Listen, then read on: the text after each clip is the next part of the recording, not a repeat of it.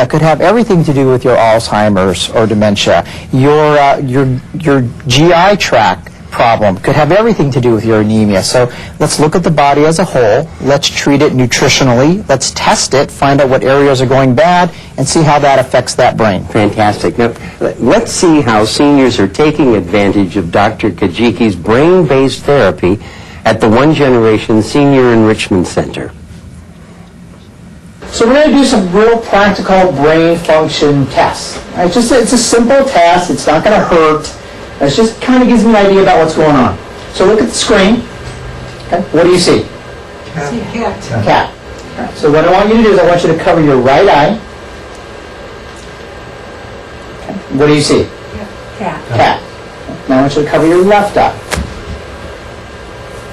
What do you see? Cat. Cat. Okay, so everyone's all the same word, I right? don't see it. Okay. Now question. Who saw different shades of red? My right side is more clear and the left side is dark blurred. In my right eye, I see better the leather cat. And the left eye, I see more lighter, more lighter. If you saw different shades of red, it's not necessarily an eye vision problem. It might be an occipital imbalance. Your occipital lobe is what controls vision. So if you saw different shades, it could be an occipital imbalance. Okay? Let's do this test. It's called finger to finger overhead. Okay, so I want you to stand up if you can. If not, just go ahead and sit down. All right? What I want you to do is watch me first. You're going to stand comfortably with your right index finger you're going to put above your head. You're going to close your eyes, tip your head back, and touch fingertip to fingertip. You get one try. Don't search around for it. Just one try. Okay? Okay, so give it a try. Okay. If you missed, I look to see how much you missed by. I was close. I You were put close. my neck a couple inches. Okay? And I look to see if you're going to continually miss. I might look to see if your fingers are trembling as they're reaching each other too. Okay? Now, if you missed, try the other side. So put your left finger up, close your eyes, tip your head back, and touch right to left. Now, some of you may have missed one side, but not the other side. Okay? If you missed one side but not the other side, what it might suggest is that you have a cerebellum imbalance on one side but not the other side. If you missed on both sides, you have a bad cerebellum problem, probably on both sides.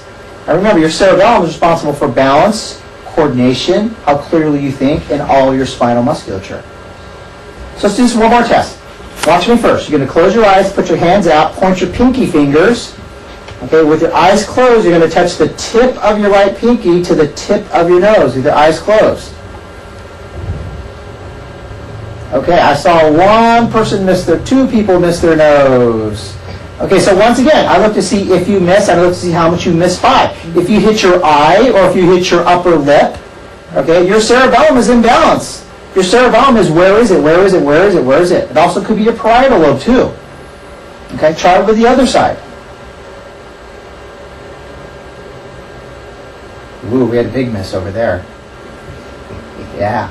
So once again, I'm looking to see if there's any trembling as you're going to your nose or if there's trembling on the way to your nose. That also gives me an idea about what part of the cerebellum. Is it the outside, the middle, the inside?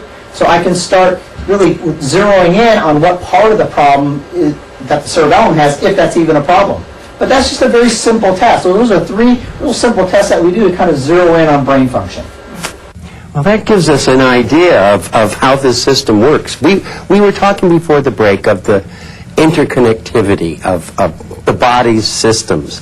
And yet so often, people focus on one thing. They'll say, oh, this is what's wrong with me, and never realize that maybe one function is being affected by something else. Right. So how do you encourage people to take a look at all of the aspects of aging? Well, what we tell them is say, look at it at maybe a different angle here. Your main problem is Parkinson's. Mm-hmm. But perhaps you might consider that your anemia is part of that problem, or your gastrointestinal tract is part of the problem, because the whole body's interconnected. And so what we'll do is we'll do some testing on them, and we'll do some lab tests, and we'll test different areas of the body to look for anemias, or liver problems, or GI tract problems, or hormone problems, and even food sensitivities. And all those can affect the function of your brain. And if your brain's not functioning properly, the rest of your body isn't functioning properly. It makes perfect sense to me. I can understand that. Now, does this improve the energy level of the people who are participating? I mean, do they find themselves actively engaged suddenly on a new topic? You're talking about the people in his program? Yes, exactly. You ought to watch them as they walk out. Really? I characterize them as missionaries. That's great. Seriously, they're out there telling others the things they've learned and encouraging them to come. Well, One Generation has a lot of programs. There's a lot of activity going on in your place.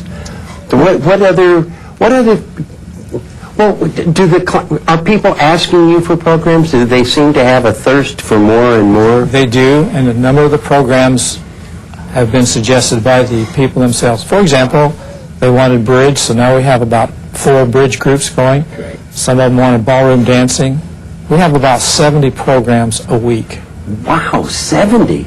Yes. How do you keep track of that? Well, it's real easy. We just put up on the board today's activities and tomorrow's activities, Wow. plus the lunch menu, so the people come in and they head straight for the board. Wow, it's like scheduling classes at college. That's a kind of an amazing challenge. Are parts of what you are asking the seniors to do, is it as simple as doing crossword puzzles, which people have traditionally used to kind of maintain mental acuity? Can it be something that simple? Sure, absolutely. In fact, the last week's assignment was buy a bottle of fish oils that is very pure, the best you can afford, and bring it to me next week and let me look at it. Of fish oils? Fish oils. And the purpose of that is? It's great nutrition for your brain, helps the inflammation in the body, and it's great brain food. Wow. So just something very simple to keep them involved and interactive, and something very practical that they could use. Yeah, that reminds me of that story about Norwegians who have such a diet that's so rich in fish oils, and they seem to maintain their mental acuity much longer than the American diet. Right. Of course, I like the American diet, too. Does this translate into food programs, food preparation, or helping others, taking food to some of the other people who are around?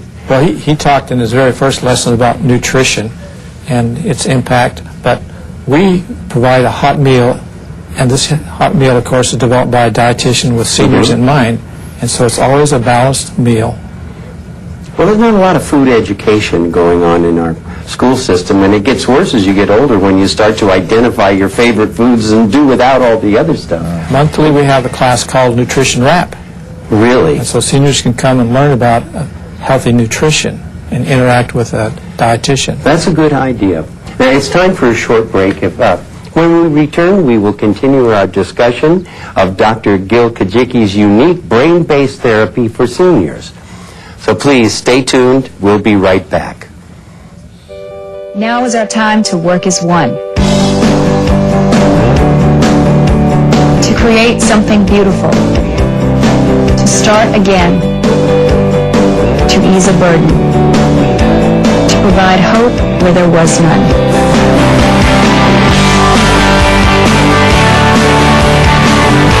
There's so many ways to create the good. What will you do? Start creating the good by visiting iparticipate.org. Hey, buddy! Don't you know you should never leave a cooking can unattended? And a working smoke detector can warn you of a fire. Like the one behind me.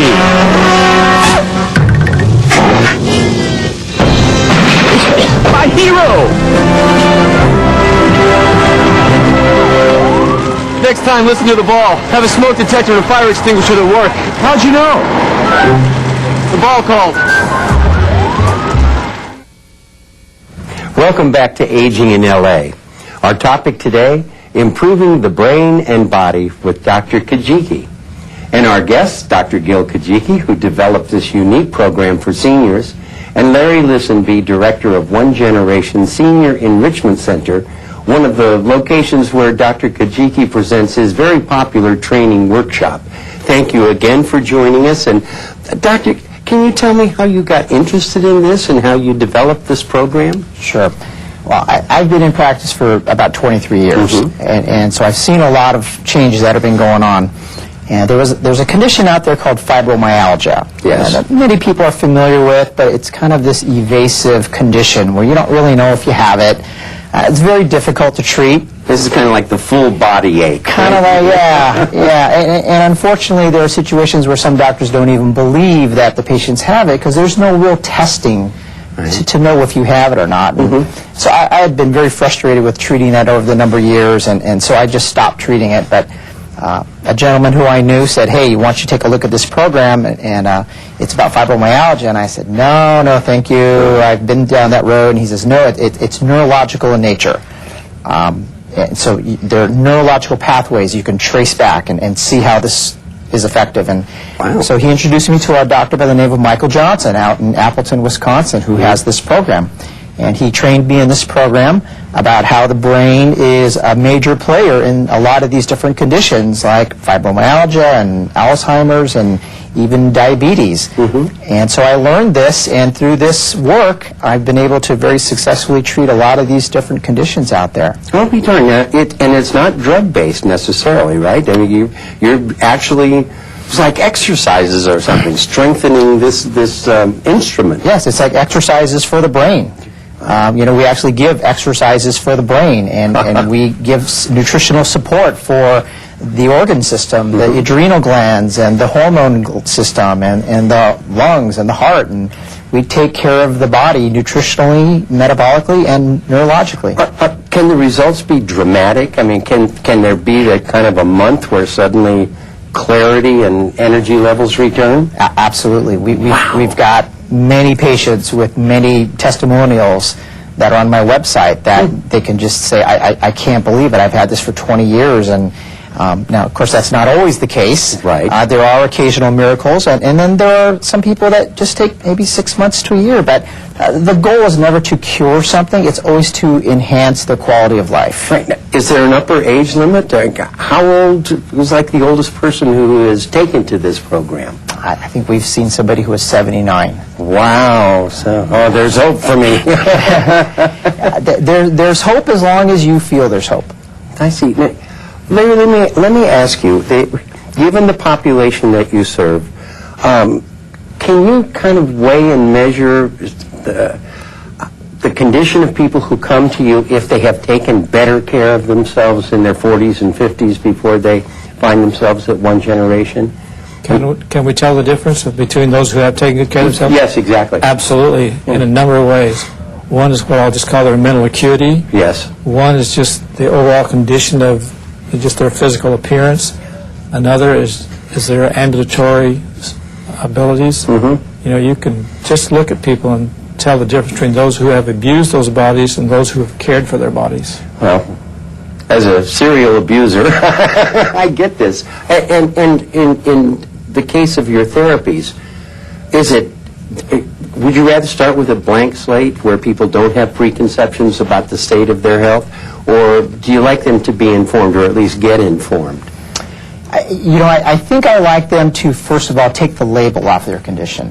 Very good. I like that idea. Whether you come in with ABC or 1, 2, 3 or diabetes or Alzheimer's, it really doesn't matter. The name of the condition doesn't tell you how to treat it. I see. And so we just like people to say, let's just take the label off, be open-minded, have a positive attitude about this treatment, let's do the testing, and then see where we're at. And we'll let you know how we can, if we can help you. Even in complicated medical circumstances, because so many seniors there are multiple issues, if you will, up to and including life-threatening cancers. Absolutely, and we know our limitations as doctors on what to treat and what not to treat, and we prioritize things. I see. And so what's not in our interest, then we will leave up to the other professionals, and what we can help them with, we'll let them know. Well, any improvement in attitude that's certainly a good thing, and one generation provides these great social settings. So there's interactivity with the people, and it's not just let me tell you about my operation. It's this is what I learned yesterday, I picked up new computer skills. That's got to be very satisfying for you. It is. And people tell us all the time, this is my home, this is my family. Oh, That is rewarding. you bet. And then visitors to the center say, wow, there's a lot of energy here. We think that states our case. And it does, eloquently, because so often people think, oh, they're old and they're set in their ways, and it's all just a short trip to the coffin, and well, wait a minute, you can have a rich and full life and kind of go out with a bang if you want to. He has a very energetic group there. It's really nice to talk to people who want information, and who want to be helped, and who want to make their lives better. Yes, and that is not age dependent. Absolutely. You know, I have seen it. You know, I've been doing this program for a while here, with Beyond Family Experience, and to watch people really become different people. Oh, it's as if their whole aspect changes. They're fun to be around. I could show you some individuals in their 90s, and you would never know it by any of their behaviors nor their appearance. Wow. And yet, we can't put impossibly high standards on seniors. We do have limitations, but nonetheless, it's kind of fun to have someone who's never played cards, for example, suddenly be part of a bridge group. How fun. And cards are fun. That keeps you sharp, too. I know some devastating poker players that are seniors. Is there a way to duplicate your program so that it becomes a common feature of our senior centers and the general care issues for seniors? Sure. In fact, this Dr. Michael Johnson, who developed this program, who I learned from, he's got well over 400 doctors all across the country that practice very similar to what I do. And that's quite a network, 400 doctors. Yes, and it's very accessible. You can go to a website and find a doctor that may be in your area in any of the 50 states. That's fabulous. Now, how do people contact you to get involved with this program? Is there a specific place they should go? Sure. Right now we're doing these seminars over at One Generation every Tuesday. But you have a website? We have a website, yes. Yes, it's drkajiki.com. drkajiki.com. We'll put it up on the screen. I always tell you, have your pencil and paper ready. That's wonderful. Now, how can a caregiver assist you? A person who maybe is there in the home more often than you can visit or that the patient can get to you. Right. Well, they would be very primarily responsible for what are they eating? How often are they eating? Right. Are they doing the brain exercises that we prescribed? That caregiver has actually more of a vested interest than maybe a parent does. Yes, I understand. Yes. Speaking as a longtime caregiver, I get that. Unfortunately, that's all the time we have for Aging in LA today. Dr. Kajiki's website is www.drkajiki.com, drkajiki.com. Thanks to our guests, Dr. Gil Kajiki and Larry Lisenby, Director of One Generation Senior Enrichment Center. The Los Angeles Department of Aging produces this program with CityView, Channel 35, so that seniors living in Los Angeles and surrounding communities are well informed on the many issues that face them in everyday life. And also to let you know of the many services that the Department of Aging offers our senior citizens. Now, we'd like to hear from you with comments on the program, what you like, what you think can be improved, and we want to hear your ideas for future programs. Please give us a call. The number's on your screen, 213-252-4088. That's 213-252-4088. Call us with your comments and ideas, and we look forward to hearing from you. I'm Paul Peterson for the Los Angeles Department of Aging, the people here at CityView Channel 35, and all of our guests on Aging in LA. Thank you so much for watching. We'll see you the next time. Gil, thank you so much.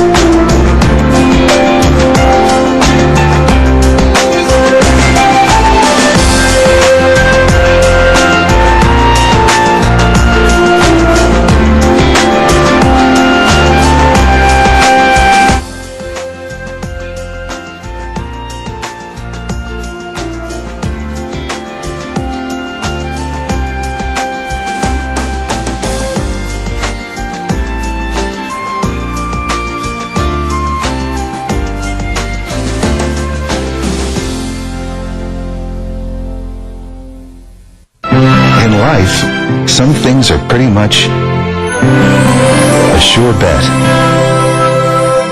Some things are predictable. And some things you just don't know unless you have ESP, an emergency survival program that prepares you for emergencies or just the plain old unexpected. You can't predict, but you can prepare.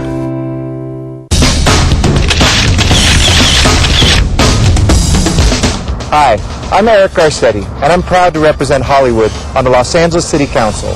There are so many interesting things to see here, and today we'll show you 2 Hollywood landmarks. So let's go on location now. Built in 1927, Grauman's Chinese Theater is rich in movie tradition, with some of Hollywood's biggest names immortalized in the famous forecourt to the stars. Millions of visitors from all over the world come every year to find the cement handprints and footprints of their favorite stars, past and present. Since its grand opening with the premiere of Cecil B. DeMille's The King of Kings, Grauman's Chinese Theater has always been a popular location for the biggest movie premieres. You can still catch a show at this elaborately decorated theater. You can also take a tour. Go online for more information. After you've seen Grauman's Chinese Theater, walk across the street and check out another Hollywood locale.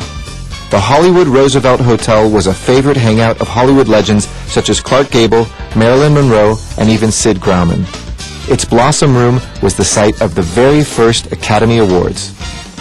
Though it came close to being torn down, the hotel was renovated in 2005, and now its poolside Tropicana bar has become a hotspot for Hollywood celebrities.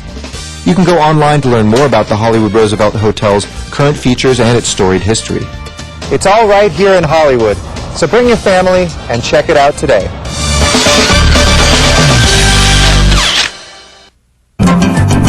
Hi, this is Carretero Family. We are from East Los Angeles, Boyle Heights. You're watching Channel 35, our city art channel!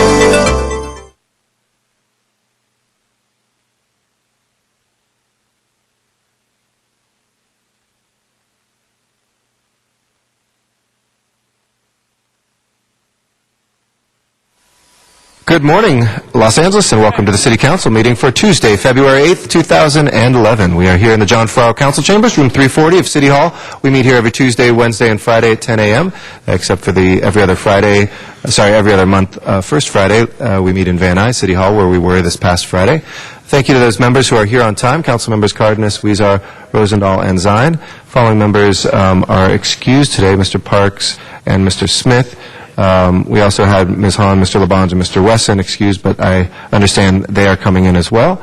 And so that leaves us waiting Council Members Alarcon, Council Member Koretz, Council Member Krikorian, Council Member Perry, and Council Member Reyes. If you'll please join us as soon as possible. In the meantime, I want to welcome those folks who are here from our city family and from the public in our council chambers, as well as those who are viewing us in our remote locations in Van Nuys and in San Pedro. If you live closer to those locations, you can always avail yourself of a seat over there, and you can also testify remotely from Van Nuys and San Pedro City Halls for your convenience. You're also able to track city council meetings through two other ways, through the cable system, three other ways, through the cable system on Channel 35, through the internet at lacity.org, where there's also links to all of our agendas and supporting materials that council members read for the items before us, and lastly through the internet as well at, through your telephone at 213-621-CITY. That's 213-621-CITY, and you can dial in, listen into any of the council meetings or our committee meetings as well. So thank you to Ms. Hahn. We are awaiting 3 more members to constitute a quorum. In the meantime, if members of the public wish to be heard on any of the items that are here before us today, all items under the State Brown Act receive a public hearing, either in committee, and if it's already been had in committee, requires a council member to reopen here when we consider it for a second time, or if it did not receive a public hearing in committee, there will be a public hearing here if there are any cards from the public. So please feel free to fill out cards in the back. Hand that to the sergeants at arms or city staff in our remote locations, and we'll be sure to get those cards in the mix. I will not. We also have cards for general public comment. That's for items that are not on the agenda, but nevertheless under the jurisdiction of the City of Los Angeles. And you can fill out those cards and also hand them to the sergeants at arms. Thank you to Mr. Krikorian as well, and we are just awaiting 2 more council members. We'll begin. Council members Alarcon, Koretz, and Perry, if you'll please join us, and Reyes as well. Thank you very much, and thank you for your patience while we wait those members.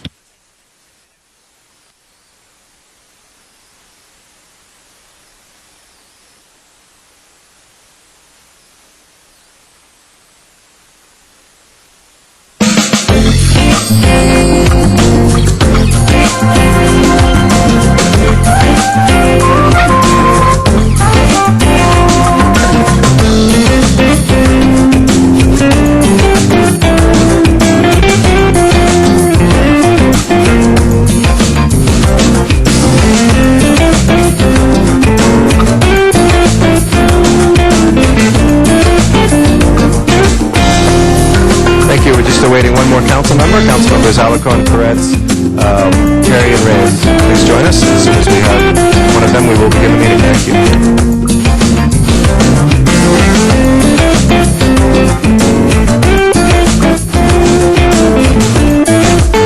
All right, please call the roll, Mr. Clerk. Alarcon, Cardenas, Hahn, Weezer, Koretz, Krikorian, Labange, Parks, Perry, Reyes, Rosendahl, Smith, Wesson, Zine, Garcetti. 10 members present and a quorum, Mr. President. Great. First order of business, please. Approval of minutes. All right, Mr. Reyes moves and Mr. Cardenas seconds. Without objection, those minutes will be approved. Next order of business. Commendatory resolutions for approval. All right, Mr. Weezar moves, Mr. Labange seconds. Without objection, those will be approved as well. If I can ask everybody, please rise in council chambers for our Pledge of Allegiance, which we do at the beginning of the week. And Mr. Weezar, would you be kind enough to lead us? Sure. Please put your hand over your heart. Begin. I pledge allegiance to the flag of the United States of America, to the republic for which it stands, one nation, under God, indivisible, with liberty and justice for all. Thank you very much, Mr. Weezar. If we can run through today's agenda, Mr. Clerk. First items on the agenda, items 1 through 13, are items for which public hearings have been held. Okay. I do think we are going to have 12 members for a moment, so let's hold number 1 on the desk. That's an ordinance requiring a 12-member vote for the first reading. Any specials, colleagues? Items 2? Oh, we actually do have 12 already, so let's go ahead. Any specials 1 through 13, colleagues? Special items for 1 through 13.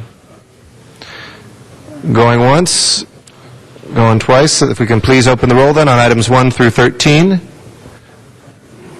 Close the roll and tabulate the vote. 12 ayes. Those are approved. Next items, please. Items 14 through 29 are items for which public hearings have not been held. 10 votes are required for consideration. Okay. If there's no objection to consideration, we have those before us. We have cards on any of those, Mr. Clerk? Yes, Mr. President. You have cards on items 14, 16, 19, 20, 22, 24, 27, and 28. Okay. And I'll call 28 special as well. Other specials, colleagues? Any other special items? If not, let's take up the balance. Please prepare the roll and tabulate the vote.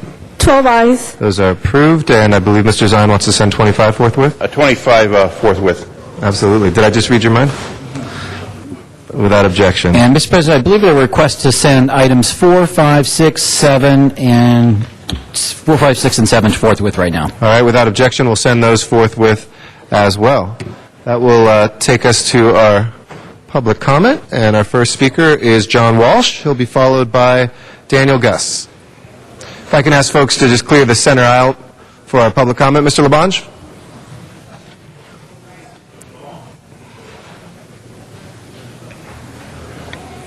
Good morning, Mr. Walsh. Good morning. Those fire people, they do a great job. I can't say that for you, but I can say it for them. John Walsh, blogging at Hollywood Highlands, HIGHLANDS.org, 1 million successful survey requests a year. We just put up a brand new, gigantic, longest blog we've ever put up this weekend concerning child molesting at LAUSD schools and the failure of the board to report it. Ladies and gentlemen, I feel unwanted. Isn't there a bullet with my name on it, Mr. Weezer? I'm your number one.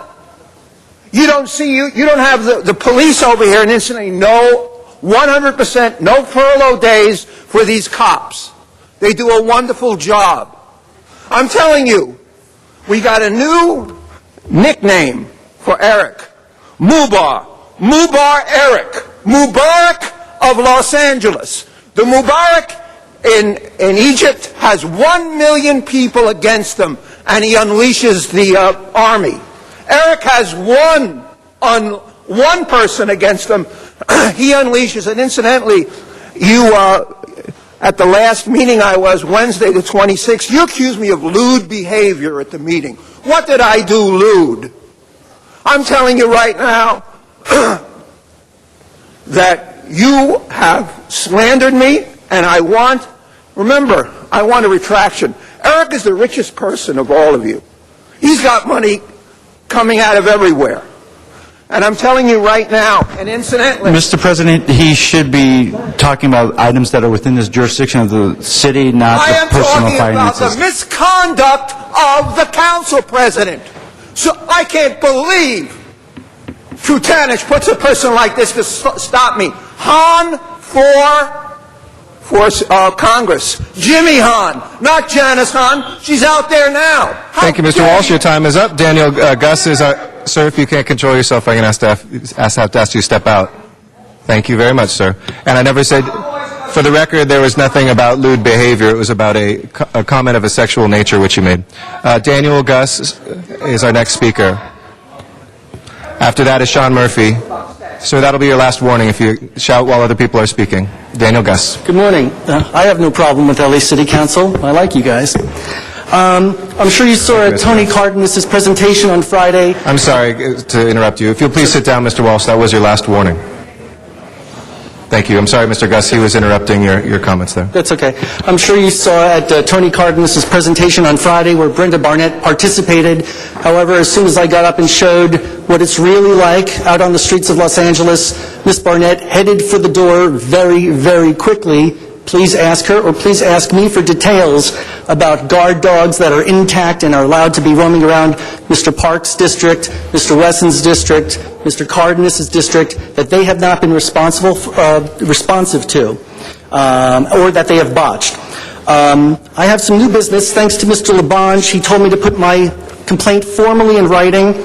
This includes my formal complaint and an article from the Riverside Press-Telegram about multiple sexual harassment lawsuits filed against Mark Salazar, Animal Services' new Director of Field Operations. The allegations include sexual harassment, inappropriate touching, and acts of retaliation.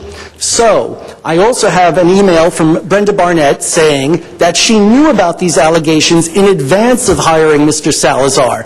So, unfortunately, Ms. Barnett has now opened the City of Los Angeles to future lawsuits because she hired Mr. Salazar knowing about this article, knowing about multiple sexual harassment lawsuits, and Mr. Salazar's former place of employment. So, here's my formal complaint about that. Unfortunately, even if false accusations and false lawsuits are made against Mr. Salazar, the City of Los Angeles has to defend hiring him, knowing about his history of being sued multiple times for inappropriate touching and sexual harassment. In the coming weeks, I hope I get a few extra seconds for the interruption that I had to deal with. I will be sharing communications of May I finish? About 10 seconds? Thank you.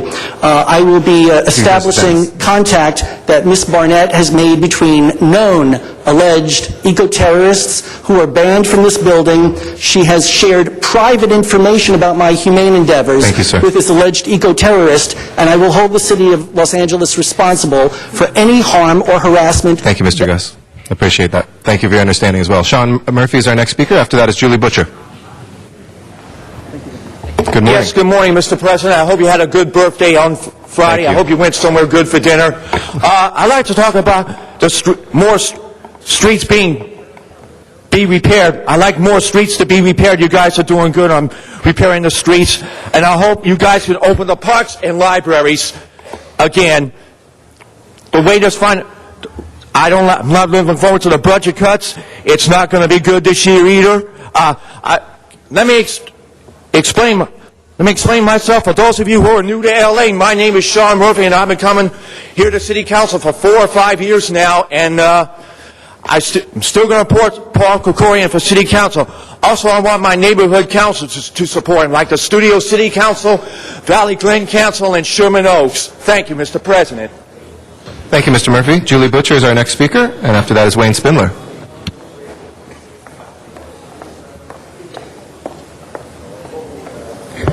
Good morning. Honorable Council members, birthday fellows. SEIU 721 is here today speaking on behalf of necessary critical street services. The workers have been clear. Street services workers want to fix the streets. Workers have been clamoring for months to figure out a way to work full-time. And everyone has stepped up.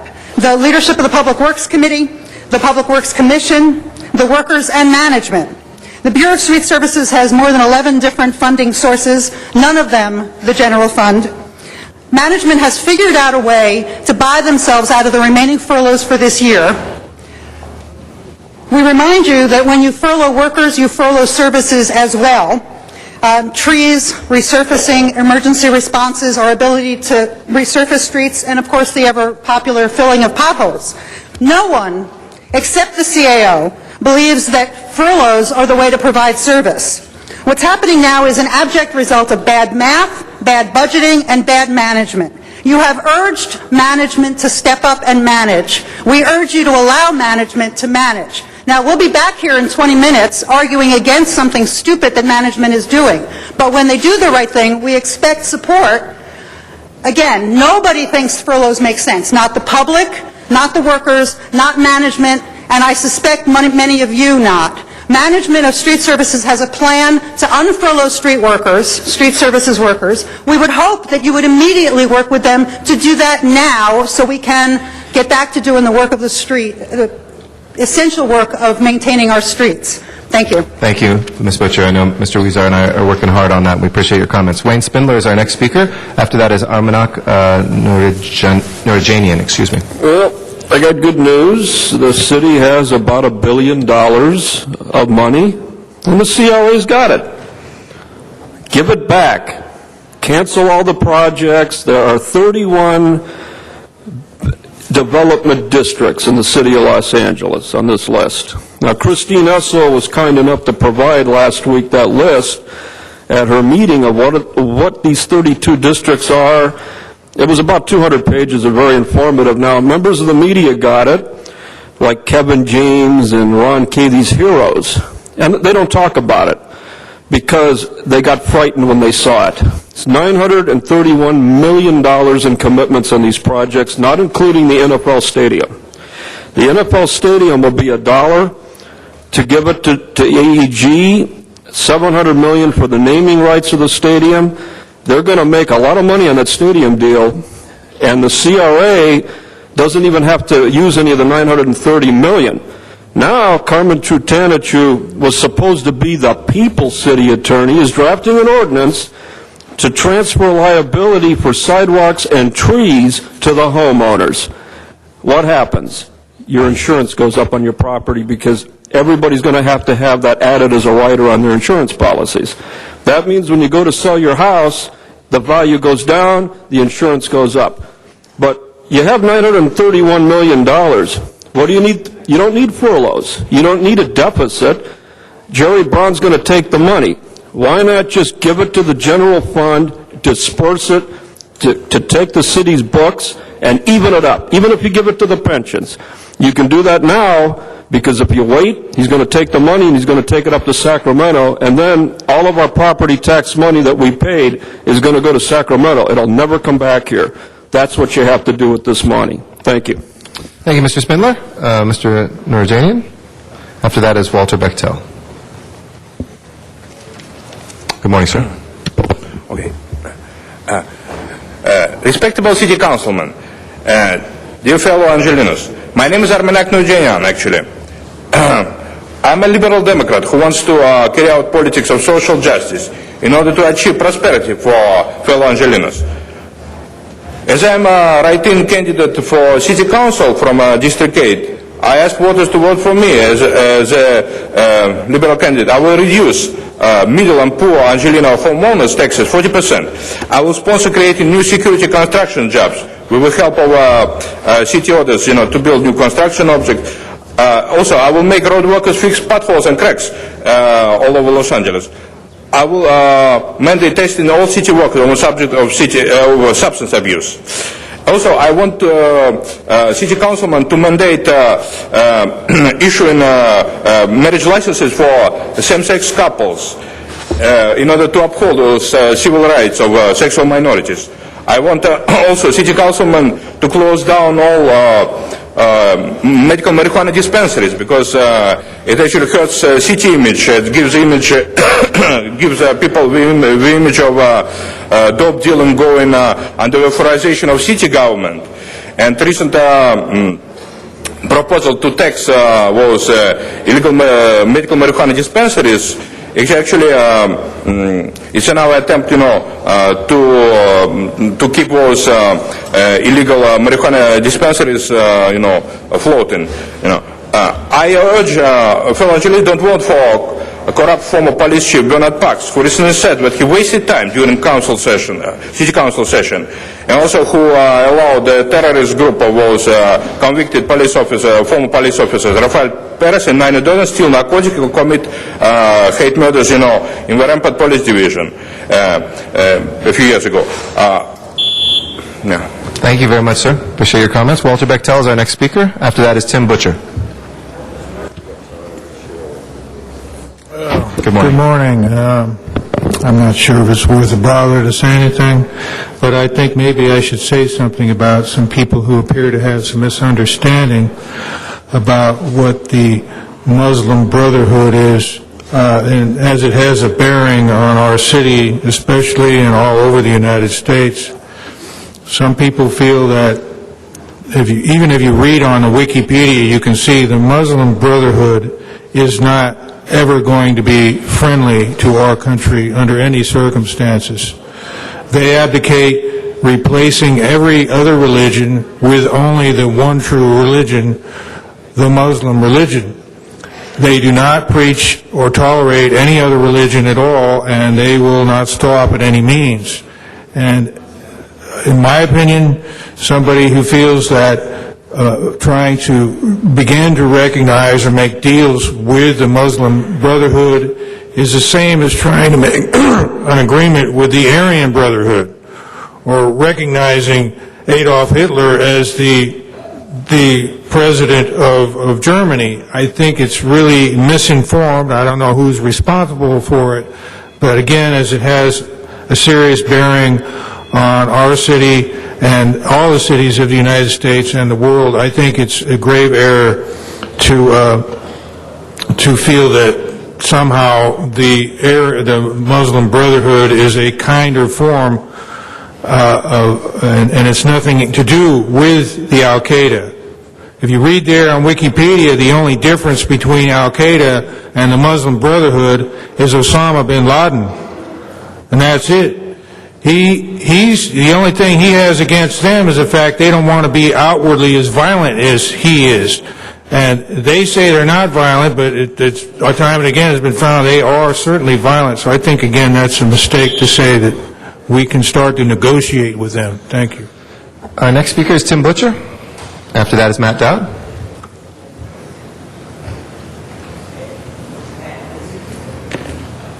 morning. Good morning. I want to direct my comments along the lines that the motion that Julie had addressed, that the Public Works Committee had forwarded a motion whereby we could end furloughs in street services, allowing us to provide those services that are being cut back, getting the streets fixed, taking care of fallen trees, all the things that street services does. I'm a little confused as to why this motion hasn't been forwarded here to council. I would think that those of you that have constituents that are a little upset with the cutbacks and the services that are not being rendered to your districts, I would think you guys would want to be able to have that in front of you to vote on it. Whether you say yay or nay, whether or not you can see the wisdom in it that it's not going to cost the city anything on the general fund. It would only just be restoring services and not cost any more money. Whether you agree with that position or not, I think you would want to at least be able to have the opportunity to look at it and be able to vote. And that it's being caught up in committee, not being allowed to come here is a little surprising to me. I did a little bit of research. In the last month in CD6, a little over 1,100 SIRs went out, service requests for pothole repair. In CD3, there was almost 1,000 that were called in the last month. In CD12, there was over 1,100, and I'm sure many of you have similar amounts coming across your desks every day from your constituents. Currently, up in CD6, there is a backlog of approximately 1,231 sitting there waiting to be done. Please try and help us. Please get this here out of committee, vote on it, and allow us to get back to work. Thank you. Thank you, Mr. Butcher. Matt Dowd is our next speaker.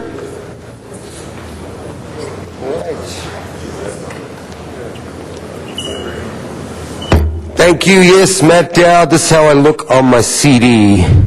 Herb Wesson loves the CD. Thank you so much for a council member showing leadership. But we're here today because I've got some of the plaintiffs.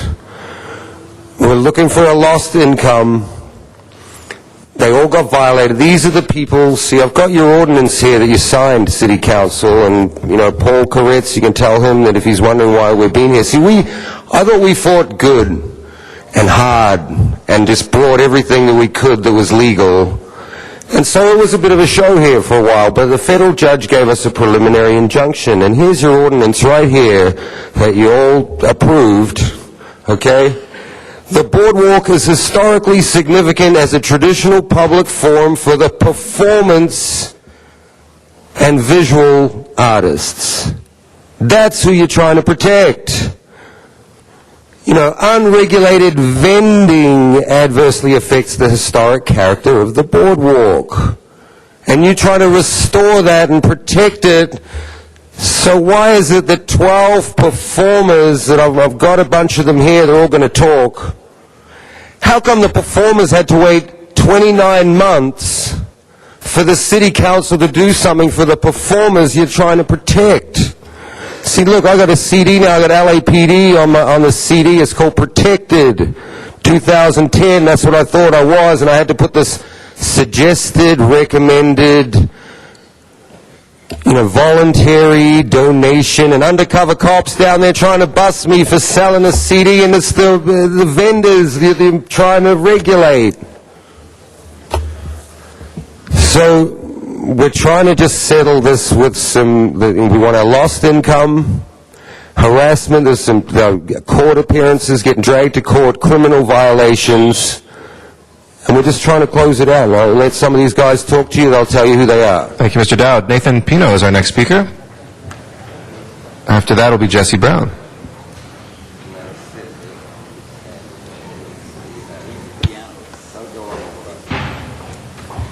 Good morning. Good morning. My name is Nathan Pino. I'm a pianist on the boardwalk. I've been there for about 7 years, going on 8. I've had a lot of trouble with the police, restricting me from playing. With amplification, of course, they stopped that, and squeezing me into a little tiny spot with 5 or 6 other performers, luckily, if you get to play for an hour a day, after I was used to make it, that's how I make my living, is by doing this. And, playing for 1 hour a day, just really destroyed me. And all the tickets that I got, I went to jail. They came looking for me by my name. They came looking for me the first time I was ever in jail. They brought to arrest me on a Friday night, so to make sure that I was in the jail for the weekend. It's that kind of stuff, just to show you that, you can't mess with them.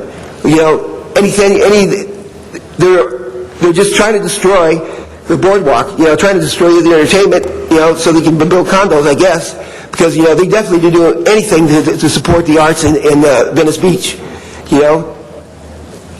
It's real, and I've lost income. I've lost my apartment because I couldn't make enough money after having it for 4 years of making money and enough to pay for it, And they just, one ticket after another. You go to court, get another ticket, go to court. For anything they want. They make up whatever they want to make up. So just to get you in court, keep you going and going. Hopefully that'll turn into warrant. Then you'll go to jail. Then you'll go to jail. Then you'll go to jail. And you get used to that revolving door. Which is, all I want to do is play the piano. I don't do anything else, just play the piano. That's all I wanted to do, Thank you. Thank you. Jesse Brown is our next speaker. After that is Eddie Lagusa. Eddie Lagusa. Good morning. My name is Jesse Brown.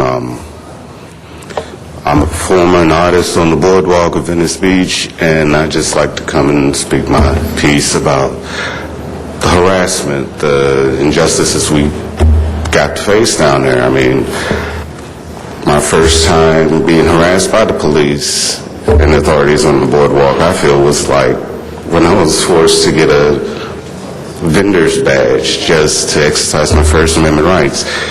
It's like turning my rights into a lottery prize just to be able to stand up and sell a painting or a skateboard that I created with my own two hands. I thought that was supposed to be the spirit of Venice. I've gotten tickets for doing that. I mean, simple things like trying to live freely. I had my RV towed, taken from me, and my biggest crime is being poor. I broke no laws, not illegally parked, nothing like that.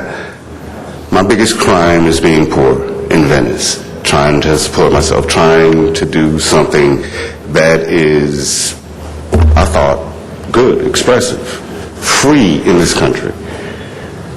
Heck, I'm a vet. I fought for this country. I served in the Navy. I was told by the police that I was not allowed to take a skateboard and a magnifying glass and create a portrait on it because it was utilitarian. I received tickets for that. Something as simple as that. I can't sit back and say that's right. I can't support that. I'm in complete opposition to things like that. Thank you, sir. Appreciate your testimony. Eddie Lagusa is next. After that is Solomon. Good morning. Good morning. City Council, Los Angeles. Wow, how about that? Abe Rosendahl. I've been playing music in Venice Beach since 1979. Here are my CDs. I sell them on the boardwalk when I do play the boardwalk. I learned how to play guitar on the boardwalk. Venice Beach, to me, is the French Quarter of Los Angeles. And if you ever lived in the French Quarter in New Orleans and you lived above a Dixie band, you're going to have noise in your apartment. Maybe you should move somewhere else. This is Venice Beach. This is the city. This is the beach and more people go than any other tourist attraction, second to Disneyland in Southern California. You guys treat us like we're nothing.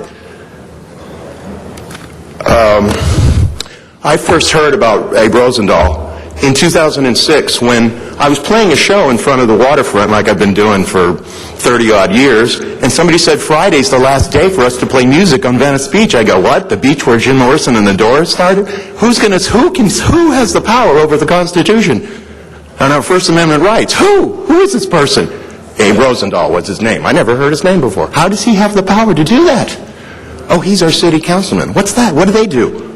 What do they have to do with Venice Beach?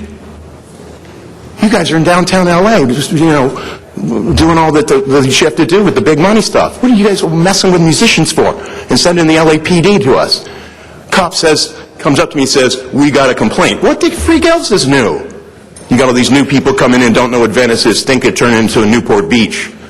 He says, well, if we get another complaint, we're going to take your 57 Stratocaster away from you and your equipment and throw you in jail. Hey, I'm playing music for $20 for 12 hours of work because I love music. And I don't think the LAPD's job is to kill music in Venice. He says, I'm just doing my job. No, sir, that is not your job. We are Venice, culturally. We play to thousands of people daily. Thank you very much, sir. From our hearts. Thank you. And this is how you treat us? Solomon is our next speaker. This is the jury preview, by the way, in case you're wondering what the jury is going to see. After that will be Carol Lee. All right, these snakes are not real, so nobody get upset.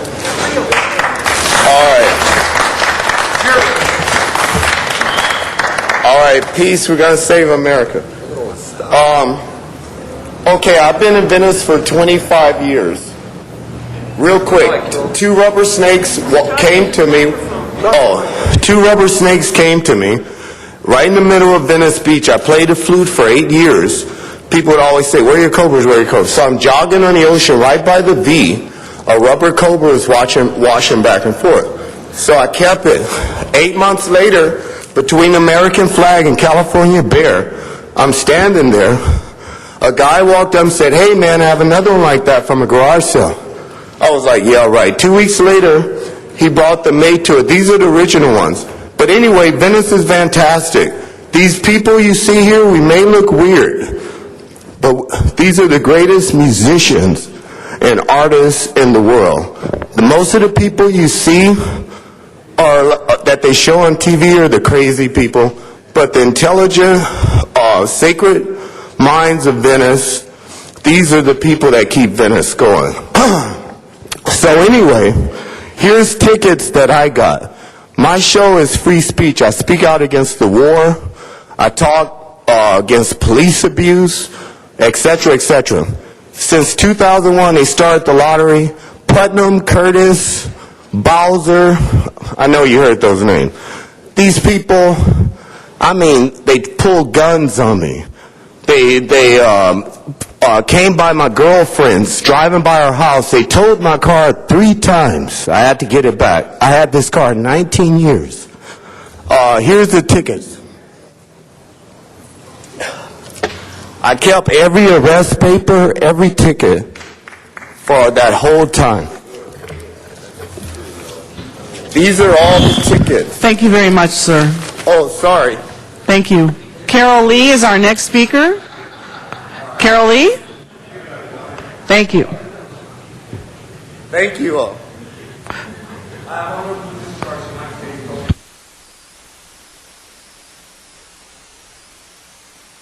Miss Lee?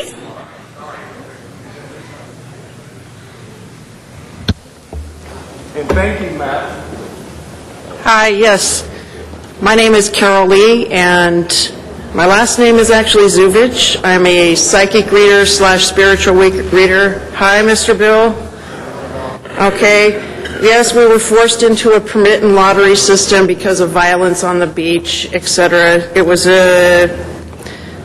hoped to work out a little bit better, but it actually impeded our speech, First Amendment rights. I have 2 tickets that are dormant right now because of a plea bargain. First ticket, setting up in a non-designated spot. Second ticket, setting up in a non-designated spot, was made a misdemeanor instead of an infraction. My second ticket. The ordinance and the rules specifically say that that doesn't happen until the 3rd offense. What happened there? That's not right. Okay, so that chilled me from setting up on corners where I could. I have a very small table. I don't have to take up a lot of room. Didn't have to do that. Okay, so I lost some of my free speech rights there. I hate to say it. I also understand that there's a very big problem in Venice right now with the RVs and the homeless people getting ticketed, parking tickets, maybe being harassed. I just did a test case. I have a parking ticket, and I filed a notice of appeal, and on appeal I won because of lack of due process. I'm going to unveil this over the next coming weeks. This is how the homeless people can fight their parking tickets, lack of due process under the 6th and 7th Amendments of the Constitution of the United States of America. Okay? You have a right to face your accuser. If you're accused of something that costs over $20 under the Constitution, you can fight. Thank you, Ms. Lee. Please come see me. Thank you very much. Renee Castro?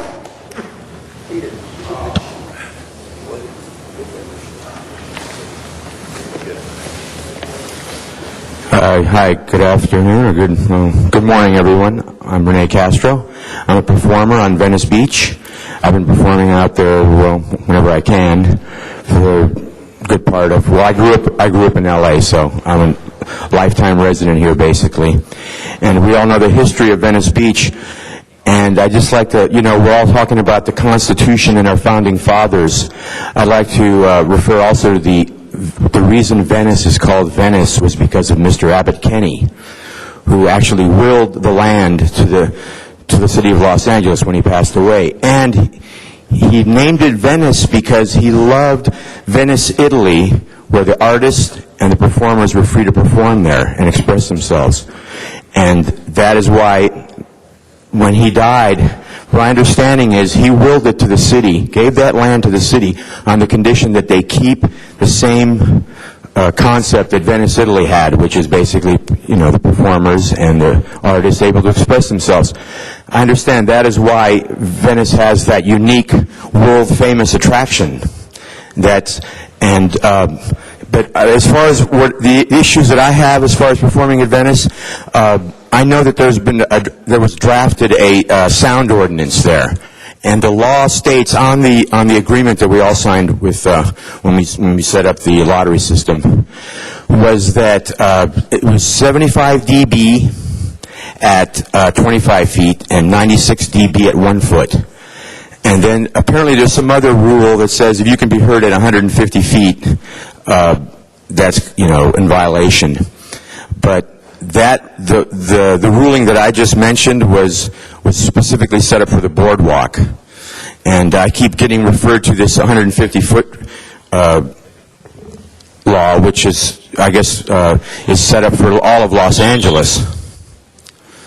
You, sir. Anyway, here's my CDs, and Thank you. Mr. Michael Hunt. Thank you, guys. It's Hunt 101.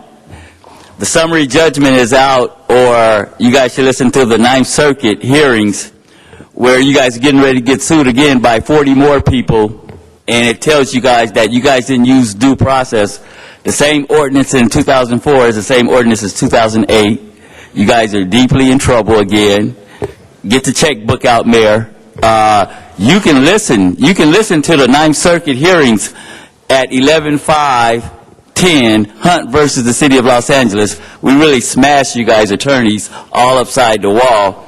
But listen, about $400 million worth of lawsuits are probably coming in the next year because every attorney is really hungry, and it's a no-brainer. You got a political, or you got a preliminary injunction, you got a summary judgment, and you got the same ordinance as 2004, as 2008 that you paid me $500,000 for. So now you got two things that you guys did wrong. You guys got a preliminary injunction, and then you got the summary judgment from the Ninth Circuit coming in, and it's about 40 people that's getting ready to file on you guys. So at $400,000 average each case, the attorney fees are probably at $850 an hour from the district court. Listen to what I'm saying, because this is going to cost you guys.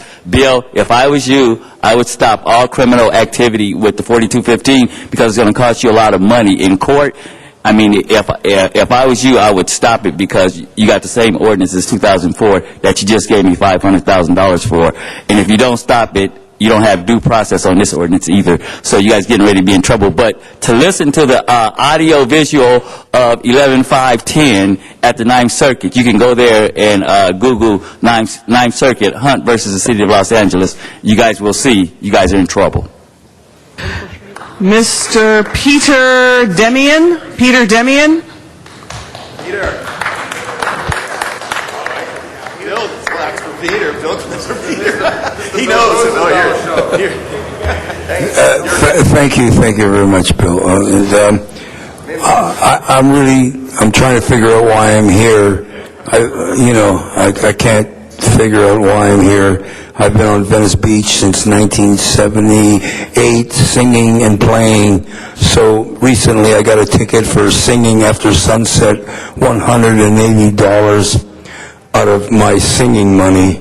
That's a lot of money for me. So I don't understand what is actually happening here and why performers such as myself and all of us are being tagged or harassed or whatever.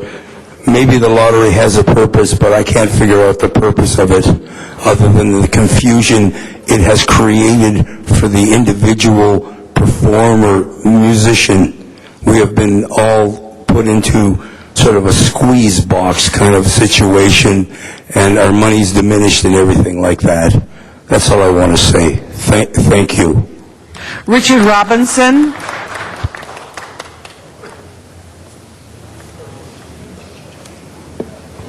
Madam President Pro Tem, members, I had a prepared speech, but this is too good to believe.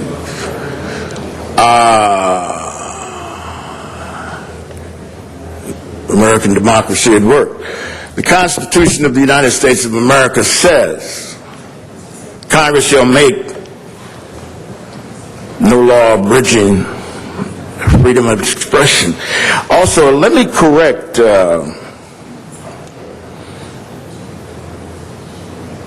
my friend, Mr. Bechtel.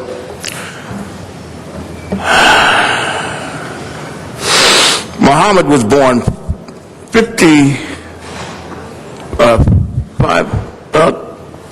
5:30 after death.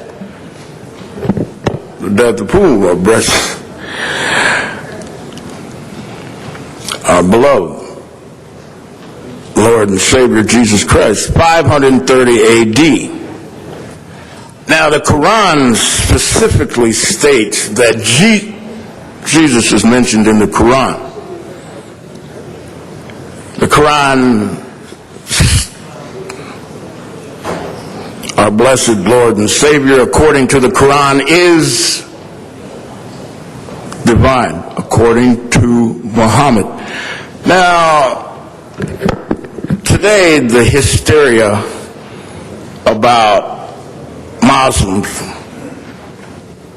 runs, we have to remember that we can't indict all Muslims.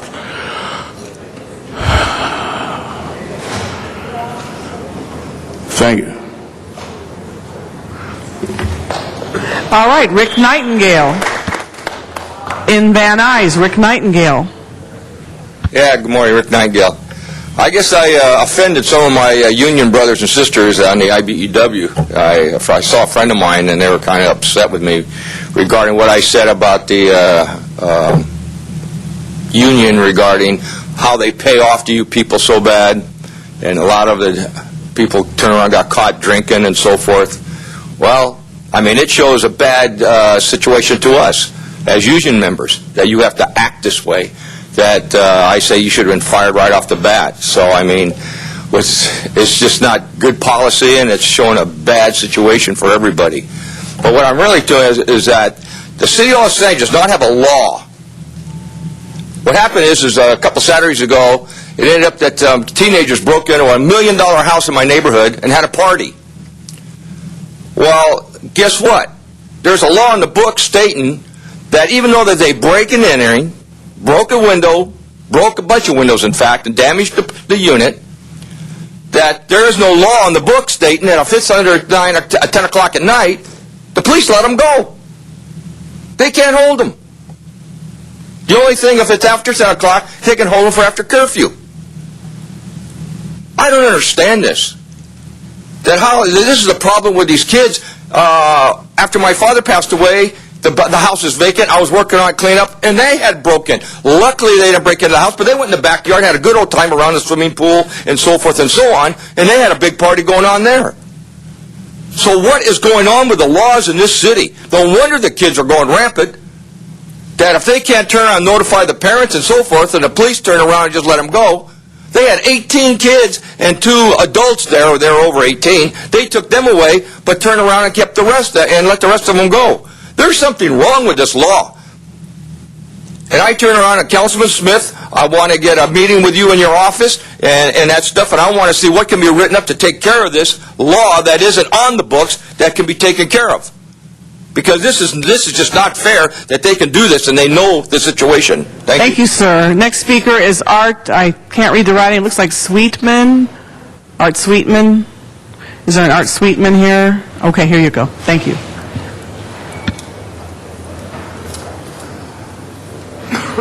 Sorry for the sloppy writing. It's Art Sweatman. It's all right. I'm a tree surgeon with the Department of Public Works Bureau of Street Services. Street Services has an idea, a creative idea, to remove the remaining 10 furlough days for its employees. The CAO's only ideas are to slash, cut, lay off, and furlough.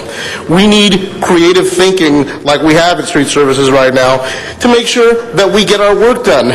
Our citizens don't want to hear excuses anymore. They don't want to hear why we can't get the job done. They want their trees trimmed, their potholes filled, their streets repaved.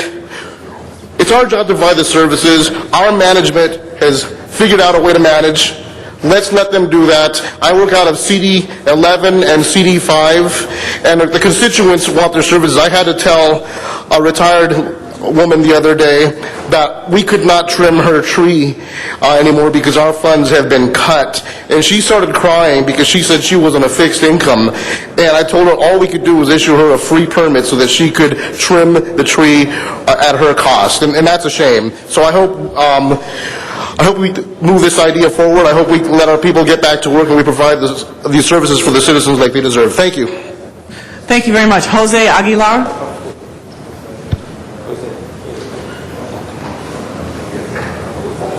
Senior subprime exposure and preliminary, yes. Hi, my name is Jose Aguilar. I'm here to explain something that took place in Boyle Heights. We have a redevelopment project area called the Eastside Adelante Project area, which encompasses Mr. Reyes's district and Mr. Huizar's district. And in case, I don't know if he got the word because he failed to show up at our meeting, but we took the community was there, and the Eastside Adelante board took a vote. The vote was unanimous in support of Jerry Brown's proposal of the elimination of the CRA and having the funds redirected back to our local communities. That resolution will be submitted tomorrow. But what I am telling you right now is the fact that you're trying to cheat California, the fact that there's a $25 billion plus structural deficit, and you guys want to hoard this money out to your pay-for-play type of developers is unconscionable. And there's people like Mr. Konkorian who understands what goes on the state level and who understands deficits. So do the right thing, abide by the community, especially this goes out to Mr. Reyes and to Mr. Huizar, abide by the will of the community and abolish the CRA. You have your own project area in unanimous support of that. So I hope you follow that because it will play out politically, and I would like to have a little sidebar with you, about 30 seconds if it's possible. But know that it is on the record. I have the YouTube in case somebody needs evidence of the vote, but I hope you abide by the wishes and the will of the people of Los Angeles and abolishing the CRA. Thank you very much. Thank you, sir. Back to Van Nuys, to Mark Hurd.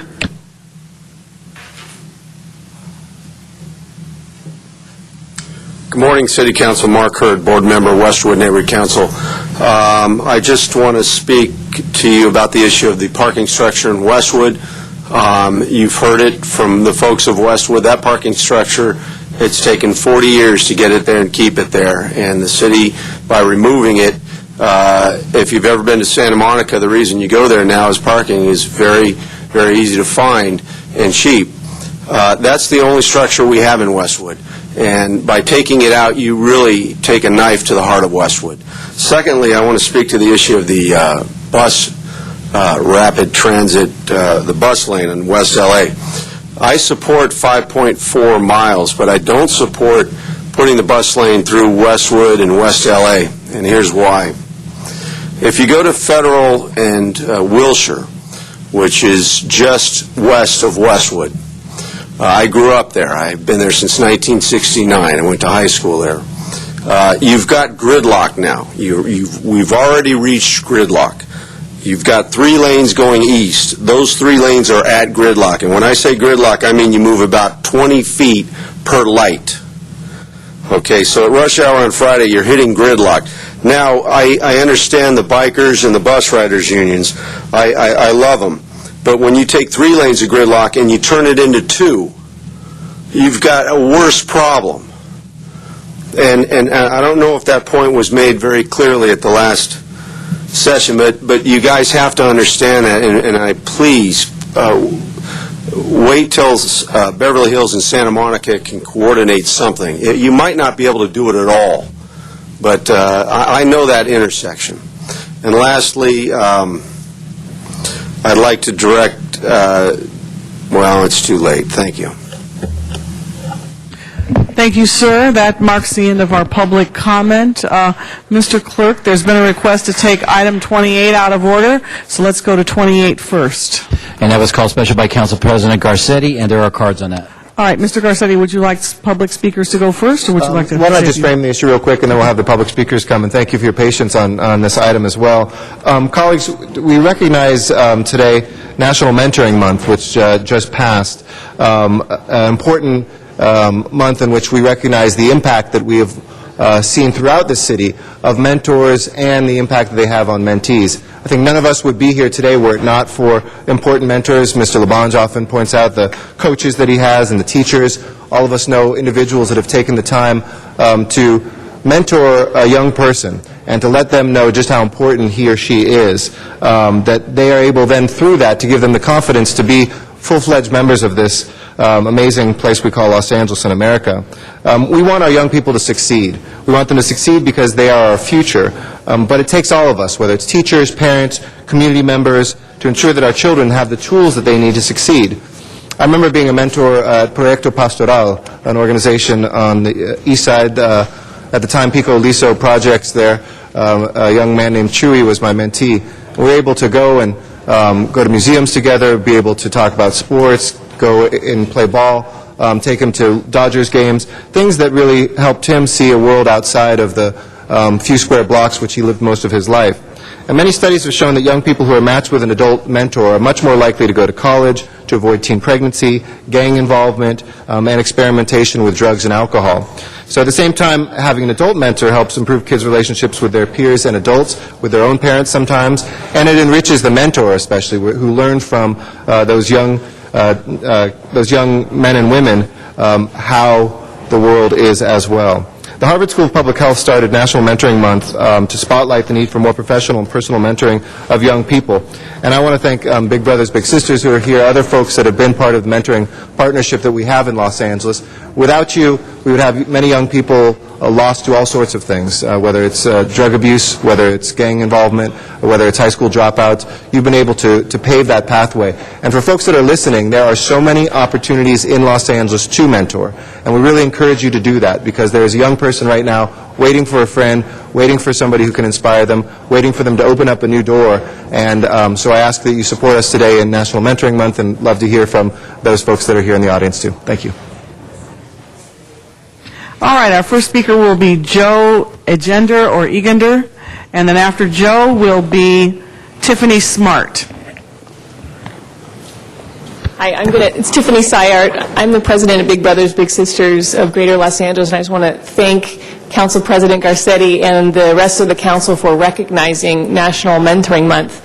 I am joined by my colleagues. There are a number of great organizations in the city who bring mentors to our youth and help them realize their potential, as Council President Garcetti so articulately stated. And I just want to call each of them out. We are Big Brothers Big Sisters of Greater Los Angeles. We have Catholic Big Brothers Big Sisters here. We have Jewish Big Brothers Big Sisters here. We have Children Uniting Nations, LA Cares Mentoring Movement, Power for Youth, and LA Teen Mentoring. There are so many opportunities for Angelinos to get involved and to become mentors. Come visit any of us and get involved. We really urge you to do so. It has such an incredible impact with kids. And the purpose of this month is not only to urge people to become mentors, but to also really honor those people who are doing that work. And that's why we asked Joe to come and speak to you briefly about his experience. He's a big brother in our program, and he's doing incredible work, and his profile is about to show up in the LA Times next week, and I would love to have you hear from him briefly. So thank you all so much for your recognition. Hello. I appreciate the opportunity to tell you a little bit about my experience as a big brother. I've been matched up with my little brother Bill for almost 6 years now, but before I met him, my match support specialist talked to me about some of the problems Bill's been having, some of the obstacles he's been facing, whether they be difficulties in school, problems at home, or social issues. So before I really got to know Bill, all I really knew were these issues that he'd been having. But during one of our first outings, it was the Big Brother Big Sister Christmas party at Knott's Berry Farm, and Bill was 8 years old. And before we went into the amusement park, Big Brother Big Sister had set up a bunch of tables so that the little brothers and little sisters could put together Christmas packages for orphans. So after I explained to Bill who orphans were and why we were putting these packages together, he went to work. And I watched him put the package together, which mainly made up of crayons and toothbrushes, and then he wrote a nice card on construction paper. But before sealing the envelope, without looking at me or asking if it was okay, I saw him take his wallet out and pull out $1 and put it in the envelope. And I thought to myself at that point, you know, issues or no issues, there's an internal desire to be a good person, to do well. And that's what I think we do as big brothers and big sisters, is we give that internal desire some breathing room and allow it to grow. We show them there are other avenues than just perhaps the ones they've seen thus far. Some of the most significant conversations Bill and I have had are about his desire to break free from the patterns and the cycles many of his peers in his neighborhood fall into. I feel very lucky to be a part of Bill's life and to be able to help him meet the goals he's met for himself. Now, from my understanding, there's approximately 500 potential littles in the Los Angeles area on the waiting list. Bill's older brother Michael was on the waiting list and never got a big brother, which breaks my heart because I can literally see firsthand the effect I'm having on Bill. I don't mean to sound self-aggrandizing, but it's true. He repeats things that I've said to him 3 years ago that when I thought he was playing on his Game Boy. So I just want to finish up by saying I think the bottom line is that I'm very proud to be a part of this organization, and I hope it continues to grow and become a major force in our community. Thanks. Thank you very much for your presentation, Mr. Garcetti. And Mr. Zine would like to say a few words, too. Okay, Mr. Zine, why don't you speak, and then Mr. Garcetti can close. To the folks that are here, I also want to acknowledge the Daphne Ziman, and I was part of that group where they mentored a number of children. They do that annually, but all the groups that come together, and it reminds me of Randy Simmons, a Los Angeles police officer, SWAT team member who was killed in line of duty, who mentored to so many children in Los Angeles over the years. People knew him as a police officer, but the mentoring that he did for a number of years, to remember him when this acknowledgement comes about. And I know we've got Captain Nathan here from Los Angeles Police Department, Big Brothers and Sisters, and all the different groups, the fire department, the police department, our public safety agencies that reach out and mentor so many of our youth. And obviously we need to have more of those folks involved to help keep them on the right track. So to all of you, I want to offer my personal congratulations and keep up that good work. And hopefully people will listen to this and get involved in the program. It's a great program. To see you all come together, it's really inspiring because there's no division. It's all united to help the youth. So God bless you and thank you for what you're doing. Thanks, Mr. Zine. Mr. Labange for a quick word, and then back. Yeah, thank you very much for coming in, Mr. Garcetti. Great for calling this attention. This is so important. I want to ask Olivia Mitchell to stand up. She was a mentor to millions as the head of the Youth Development Office for Mayor Bradley. And she's a mentor, was my mentor when I was on the Youth Council in 1974. Hey, what year were you born, Eric? What year were you born, Eric? What year were you born? 71. 71. So you were 3 years old when I was on Olivia's Youth Council. God bless you. Mr. Garcetti to close. Just want to thank them again and present this to them as well for National Mentoring Month. And if folks want to find out more information, what's your website?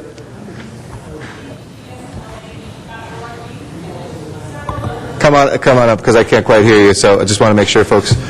there's many different links, but if they want to find out more about There are Big a Brothers number Big of Sisters... organizations doing great work. Ours is bbbsla.org. There are several Big Brothers Big Sisters organizations. There's Children Uniting Nations.org. I'll give you those for Okay, now. super. That's enough. Thanks so much, and congratulations. Thank you all. Ask for your support. Thank you, Mr. Garcetti. Mr. Cardenas has made a request to do a motion for reconsideration. Madam of item President, a number vote 10. is still required on item 28. Oh, I'm sorry. Open the roll on 28. I jumped the gun. Close the roll. Tabulate the vote. 12 ayes. Yeah. Mr. Cardenas has made a request to reconsider item 10. If there is no objection to that reconsideration, open the roll for reconsideration on item 10. Close the roll. Tabulate the vote. 12 ayes. All right, the motion for the motion has been passed. Item 10 is now before us. Thank you. Thank you, Madam President. I just wanted to take a moment to reflect on the better news as of late when it comes to the homicide rates around the country. And in Los Angeles, thank God it's no exception that homicide rates are down. And the item before us has to do with the CalGRIP Grant Awards. And I just wanted to take a moment to thank Guillermo Cespedes, who runs the GRID staff for the mayor's office when it comes to the intervention prevention programs, but more importantly, the interventionists out there on the streets who are an integral part of making sure that that homicide rate is down and that crime is down in the most neediest communities in the city of Los Angeles. And once again, the homicide rates for last year were less than 300, and that's great news for us to know and to realize that public safety, when it comes to our police department, when it comes to our interventionists, intervention programs and prevention programs, and keeping our libraries open and our schools and our after-school programs, et cetera, all of those are the elements that make our communities safe. And I just wanted to take a moment to thank, once again, the GRID office, Guillermo Cespedes and his staff for their great work and for putting good use to this CalGRIP grants. So thank you very much. Thank you very much, Mr. Cardenas. Mr. Reyes? I just wanted to rise and recognize my colleague, Councilman Cardenas, and his work in the committee. If it wasn't for his discipline and drilling down to many of the issues for what, good 2-3 years, Tony? 5, 6? Wow, 6 years. It got to us to a place where you actually see a cultural shift. In 2000, 2001, I recall in my conference room in the field office, we brought in the LAPD and the gang interventionists with the understanding that we wanted to figure out how do we strategize and deal with some of the issues in the district. And there's a lot of tension. You can cut it with a knife. It was a lot of distrust, no real communication. Fast forward today, there's the type of orchestrating between the different groups, gang interventionists, police, city family, that is making drastic change in how we approach and basically bring down the temperature when areas are hot, when there's a shooting. So I want to thank Guillermo as well for his hard work, the mayor's office, George Reyes and company, because these folks are out there 24/7.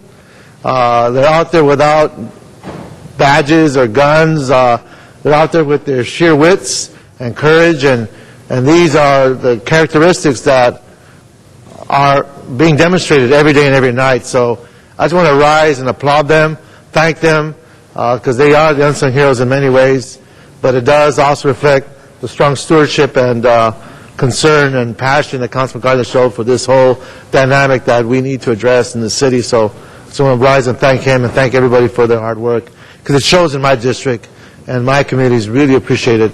and thank you for that. Thank you, Mr. Reyes. Mr. Clerk, if you would open the roll on this item, close the roll, tabulate the vote. 12 eyes. Thank you very much. What is our next item? Item 14, called special for cards. All right. We have two cards. First one is John Walsh. After John Walsh will be Matthew Dowd.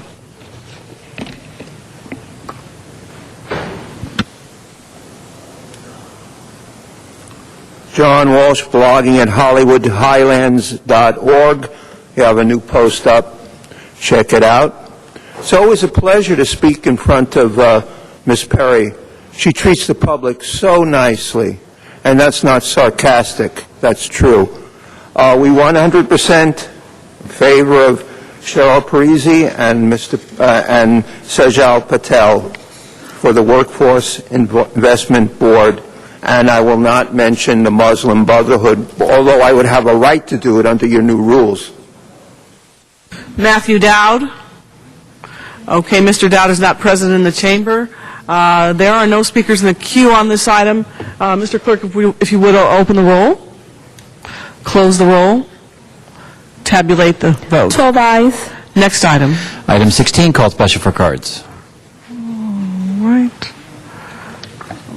John Walsh again, followed by Matthew Dowd. John Walsh passes on speaking on item 16. Matthew Dowd is not present in the chamber. There is, Sean Murphy, right there. Thank you, Mr. President. You're doing a good job, and I support this ordinance. Thank you. All right, thank you, Mr. Murphy. No further speakers in the queue. Again, open the roll, close the roll, tabulate the vote. 11 eyes. All right, next item. Item 19, called special for cards. All right, we have a card from John Walsh.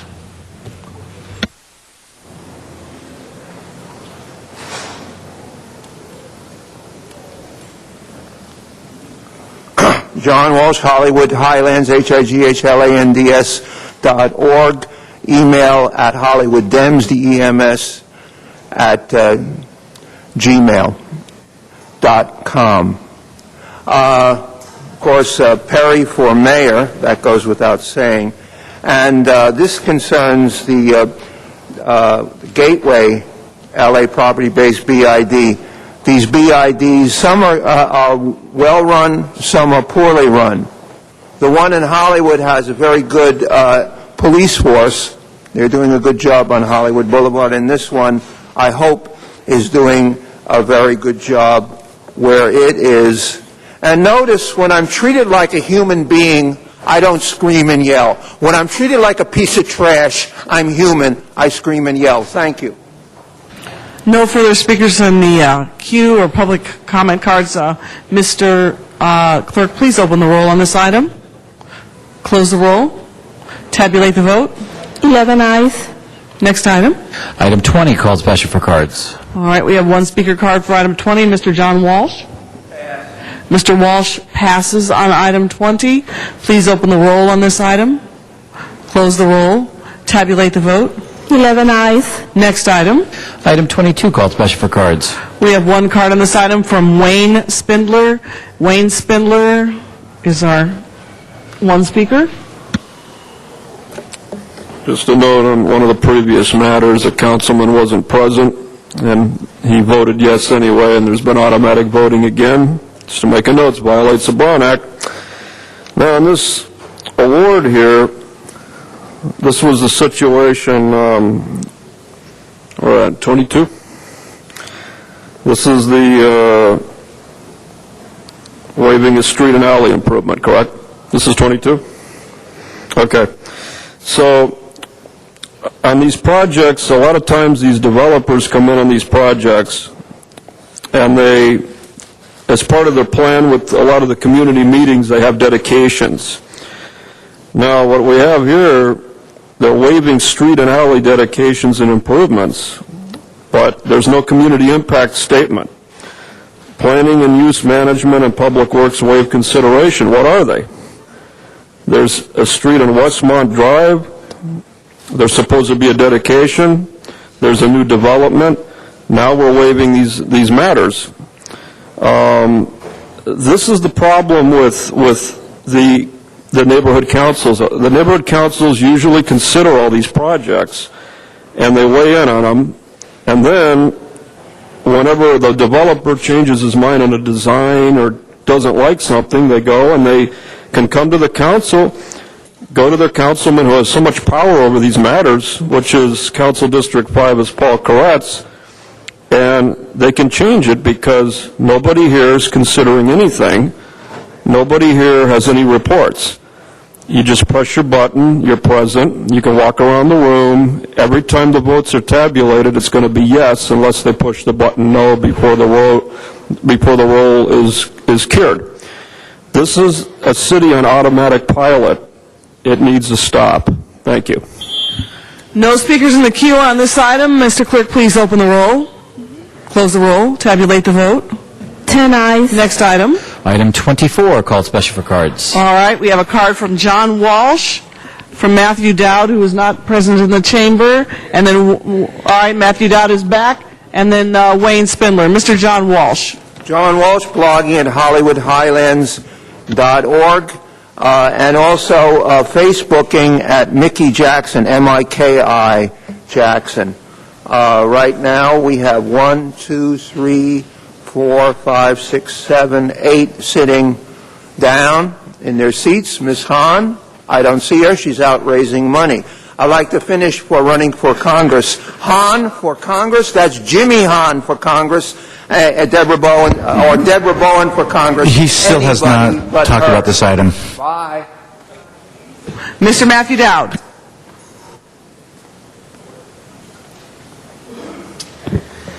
Yes, so it's fascinating at the City Council, Los Angeles.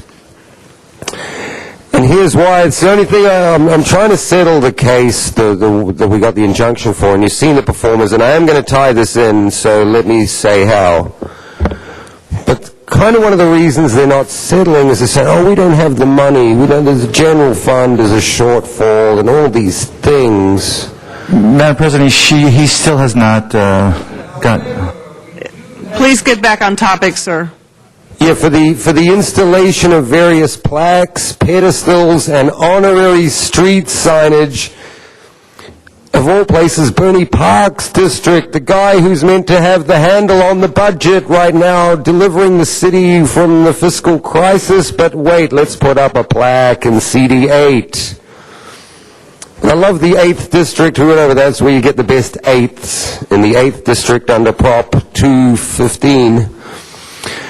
But yeah, I find it fascinating, that's all we got, I'm against this naturally, but I feel we're at the end, but I do have another complaint and a summary judgment and things to file, so I might have to go and get on with that. But I hope I don't have to. Laurie Rittenberg, hello, thank you, and Bill Rosendahl, thank you so much, too, for taking care of this. I appreciate it.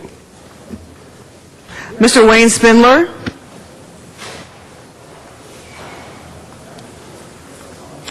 Wasted money, $30,120. That could go for a lot of other things besides signs. I think there's already signs on all the streets. We know where to go. On this voting issue, again, you're coming close to a quorum of 10. There's a major surprise that may happen with Councilman Alarcon. And according to the city charter, Madam President, he has not mentioned it relates to the legality of the vote. To stay on topic, or it relates to the legality of the vote. That's why it relates to it. If he did not comply with seating himself at the council within 10 days... Madam President, he still has not talked about item 24. Let's stop the clock for a second. Mr. Spindler, again, I have to caution you to please stay on topic, or I'll have to cut your time. Start the clock again. It is on topic. Okay? See, you don't care about process. Everything has a vote. The fact that the man may not be eligible to vote on anything relates to the topic. But you don't care. So because you don't care, that's the way the cities Stop the went. clock for a second. Mr. Spindler, we're talking about a plaque installation in Council District 8. So if you can talk on that topic, I would appreciate your compliance with that. Start the clock again. You continue to interrupt. I'm talking about wasting money on things we don't need when the city's bankrupt. That relates to this matter. It's perfectly what the heart of the matter is. And this is an even-numbered district. There's an election. Obviously, they want to do things to help the vote before March 3rd. You don't need to keep wasting money on this stuff.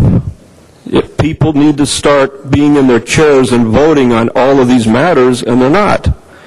You don't have a quorum, and yet you're going to pass this, no matter what I say. It doesn't matter what I say. But what's going to matter is one day when the city is bankrupt over things like this, all these unions are going to look at something like this and go, why wasn't that $30,000 for us to trim trees? Thank you very much, sir. And just for the public's benefit, we do have a quorum. There are 11 members present in the chamber, so we do have a quorum. Thank you. All right, Mr. Labange and then Mr. Zine.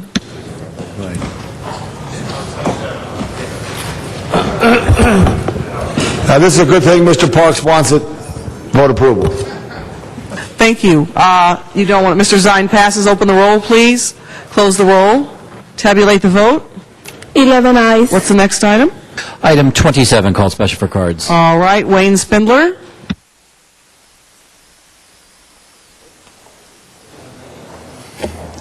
The shooting. This, we had guests out in the valley. We had the council president, Garcetti, who was mayor, acting at the time, and Councilman Zine couldn't wait to get this reward up. Well, the reality is that the day after the shooting happened, I realized something. The FBI was at the scene. Now, why would you call the FBI out on a shooting of an officer without a racial issue or a federal issue? And the reason is because there were people in the LAPD that were calling KFI, they were calling everybody right away. Within hours, they knew there was something wrong with this man's story. And yet, the city council was offering all of this money for the shooter. Well, the reality is, I came to the Councilman Zine's district office, told him I suspected that this was a hoax. I'm claiming the reward. I think I should get the reward. Thank you. Thank you very much. Please open the roll on this item. Oh, Mr. Zine, you want to speak? Okay, Mr. Zine. Thank you. Thank you, Mint. Just for clarification on this item, the FBI was at the scene because it was adjacent to a school, and they respond to those situations as a routine, as they do to bank robberies. Number two, the reward was requested by the Los Angeles Police Department. That's why I went forward with the reward.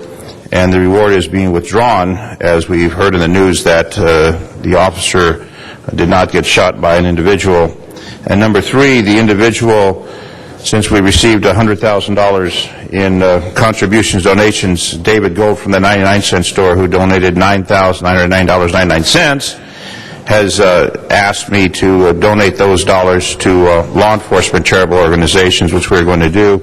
So I want to put that on record, but the $75,000 from the city, and we appreciate the contribution from the Police Protective League, the LA Unified School Police Officers Association, and the Retired Fire and Police Association. They all contribute to that $100,000 reward.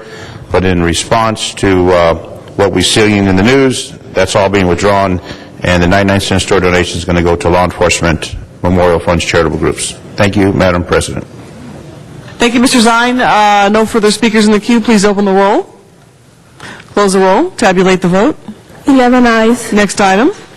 Madam President, I do believe there's a request to send items 8, 10, and 24 forthwith as well today. All right, that'll be the order. Council has motions for posting and referral. Motions are posted and referred. Excuses on the desk. Councilmember Zine, request to be excused to leave at 11:30 on February 16th for city business that meets council policy. That'll be without objection. Councilmember Alarcon, request to be excused to leave at noon on March 23rd for personal business that meets council policy. All right, that'll be without objection. And Councilmember Weezer, request to be excused February 22nd for city business that also meets council policy. Okay, without objection again. That clears the desk. All right, members, are there any announcements? Mr. Alarcon and then Mr. Labange. Council members, I just want to say happy birthday to my daughter Camila, but having said that, I also want to point out that today is Dion's birthday. Oh. Just 29 years ago. Yes, just 29 years ago, Dion was 29 years younger. And so we want to congratulate him. He's a great city attorney. 3. Mr. Labange. Adjourning motion. Members, any other announcements? All right, if you would all please rise for adjourning motions. We'll start with Ms. Hahn. Thank you. And I think Tom Labange is going to adjourn for Jack Popejoy, and we'll all say something. But if we could adjourn today in the memory of Slavo Jerkovic, who passed away at the age of 88. He was born in Croatia, but has resided in the United States since he was 44. And after work, he brought the rest of his family to the U.S. within 2 years. Slavo worked at Starkist and then at Todd Shipyard. After retiring, he kept himself busy with remodeling projects at his home in San Pedro, as well as his house in Croatia, which he often visited. He was a devout and faithful Catholic. He was a parishioner of Mary Star of the Sea Church and a longtime member of Croatian Hall. He is survived by his wife of 63 years, Vinka, a daughter Mary, son Jakov, son Frane, grandchildren Bobby, Marlene, Marianne, and Adamic, David, Anthony, and Marco, and great-grandchildren Ava and Mila, and Nathan and Shane. We will miss him, and may he rest in peace. I also wanted to adjourn the memory of Rudy Perez, who passed away in Wilmington at the age of 84. He was in the Merchant Marines for 15 years, and then he landed his dream job as a longshoreman and a proud member of Local 13 for ILWU for 29 years. He loved driving all types of machinery, whether it was driving winches in the gang, mobile crane at the steel dock, or hammerhead at Long Beach 245. His favorite was driving locomotive at the Coke dock. Rudy will always be remembered for his wonderful smile, his jokes, and apparently he was always singing. He's survived by his 2 sons, Ralph and Joe, his brother Reuben, 9 grandchildren, 6 great-grandchildren, and many cousins, nieces, nephews, and friends. Visitation will be tomorrow at 6:30 p.m. at All Souls Mortuary Chapel in Long Beach, and Mass of Christian Burial will be held there on Thursday at 11 a.m. Thank you, Ms. Hahn. Mr. Huizar. Thank you, Madam President. Jack Rothman was a tall, skinny beanpole of a kid.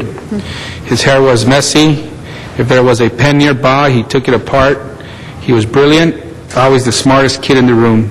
He was quirky and creative, making drawings and paintings, as well as wonderfully idiosyncratic videos like Embrace the Moment, which was accepted to the Sarah Lawrence Film Festival. He was fiercely independent. Jack also suffered from schizophrenia. He had been having grim and frightening hallucinations since middle school, but told no one. He endured the visions through 3 years of college at Sarah Lawrence. Despite his condition, Jack continued to create. He secured an impressive internship with a prominent New York artist in the summer of 2010. He was unable to return to school because of his illness and continued to suffer from depression, lethargy, and suicidal tendencies. On January 31st, 2011, he took his own life at the age of 21. Jack went to Sarah Lawrence on a generous partial scholarship, but always intended to come back to Los Angeles and to Mount Washington specifically, where he planned to spend the rest of his life. It was at Mount Washington Elementary that he would recite the Gettysburg Address at talent shows in the 1st and 2nd grade. It was in Mount Washington that, starting in 5th grade, where he and his friends Alec, Ben, and Rob dug a hole that got so huge it was visible, they proudly told people via Google Earth. It was in Mount Washington in summer of 2010 that Jack and a group of fellow artists created huge 10-foot tall paintings, which they attached with wheat paste to the concrete hill reinforcements along upper Mount Washington Canyon. Jack passionately loved Mount Washington and the community of friends and neighbors that make it such a wonderful place to live, and the community loved him in equal measure. We mourn the loss of Mount Washington's beloved son and offer condolences to all his family. Keith, who is the president of the Los Angeles City Human Relations Commission, Connie and Nora Rothman as well. The city of Los Angeles is a less colorful place without him. Services were held this weekend. This is a stark reminder of why it's important to continue to fund mental health programs. The family is appreciative of the work that the governor is doing to fund these types of programs. Thank you, Mr. Weezer. Mr. Labange. Members, on behalf of all of us, I know we lost a dear friend in Jack Popejoy, a wonderful, long-time committed Southern California broadcaster. And microphones are a powerful tool. Radio is an extremely powerful tool. And he was the voice of Southern California preparedness. He was a great contributor to our city as a host of Council Week in Review, interviewing all of us over the time. And he had a way to communicate that made people feel at ease. At 63 years old, he succumbed to cancer. He was born in Texas in 1947 and began his journey in professional broadcasting after graduating from Amherst College with a degree in astrology.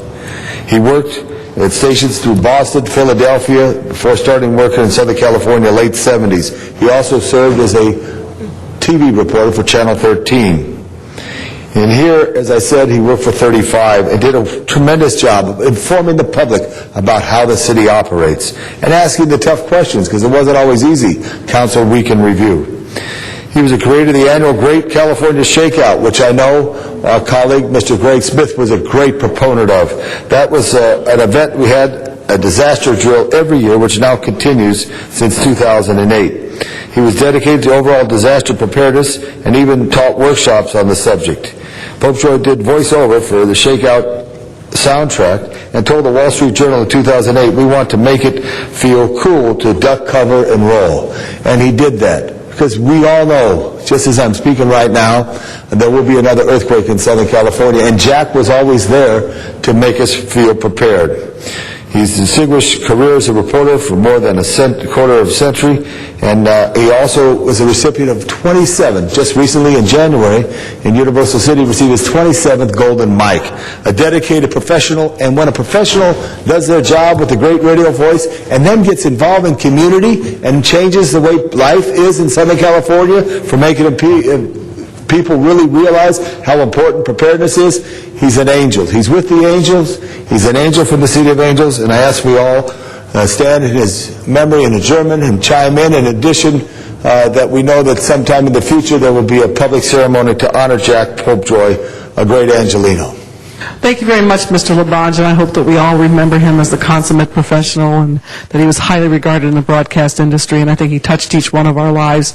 He was a warm and inviting presence. Whenever he interviewed any one of us, he brought out the best in people, and I hope that we never forget him. Mr. Rosendahl, and again, that will be all members. Thank you. Mr. Rosendahl? Thank you very much for recognizing me. I just did an interview with ABC News on it. You know, he is my brother, because he was doing what I was doing, and with the voice that he had, and you know, the voice doesn't create itself. You either have the voice or you don't. And he has the voice. And when he did the radio and then did the TV and did the combination of the two, he was truly a journalist at its best. Having done 3,000 shows myself over 16 years, this community of ours has lost a good one. To have people finish their sentences and their thoughts and to look them in the eye and give them a chance to really explain themselves is what a good journalist should do. And to do it in such a way that we can understand it, make it simple, be calm about it, and be positive about it. And that's what he was. He was an example for everybody in this great city, and it's an honor to be standing here now as an elected, which is something I never thought about until 6 or 7 years ago when I was getting close to 60 years old. But when you're in the news and you're on the news and you're making the news and you're informing and connecting people to the issues, you're really doing something to make the democracy work. I have to think of him right now when I think of what's going on in Egypt, where the journalists are being dished and thrown under the bus. What we have in this great country is the opportunity for the free press, an opportunity for people who have talent like he did to share it and to contribute and make a difference. We're going to truly miss him. Thank you, Mr. Garcetti, and then Mr. Zine.